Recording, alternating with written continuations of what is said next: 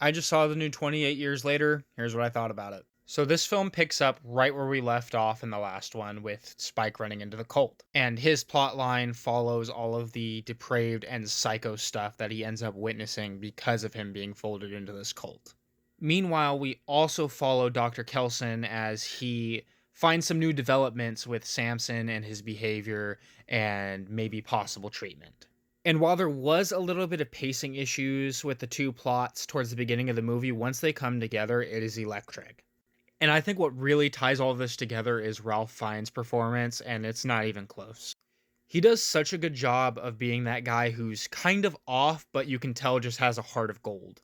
But at the same time, he also does and says some wild things that are absolutely hilarious. I also did enjoy what we got from Spike and a little bit of what we got from the cult.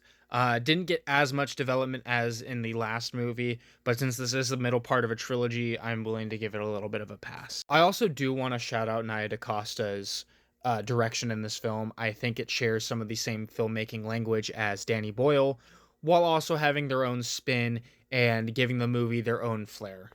And while I did enjoy the film, I do think I should touch on a couple of the flaws. The first flaw was just some kind of tonal inconsistencies. You'd get a little bit of tonal whiplash going between the more grounded aspects of this world that's been created with some of the more outlandish concepts that have been introduced. I do also think it suffers a little bit for being a middle chapter. There are just some plot points that are started in this film that don't really get tied off or finished, and you don't really know where they stand by the end. And I'm sure by the time the third film comes out, most of this will be rectified because you'll be able to see where it's going, but still in the moment, it's kind of frustrating. So overall, if you're somebody who wanted 28 Years Later to go a little bit further with some of the outlandish concepts it touched on or some of the things it set up, you're absolutely going to love this one. And honestly, even if you're not that kind of person, I think given the cinematography, Ralph Fiennes' performance, and just the world that has been built here, there's enjoyment to be found there. So if you're looking for a new movie to go see this weekend in a month that is typically pretty dry, I would definitely recommend going to see 28 Years Later, The Bone Temple.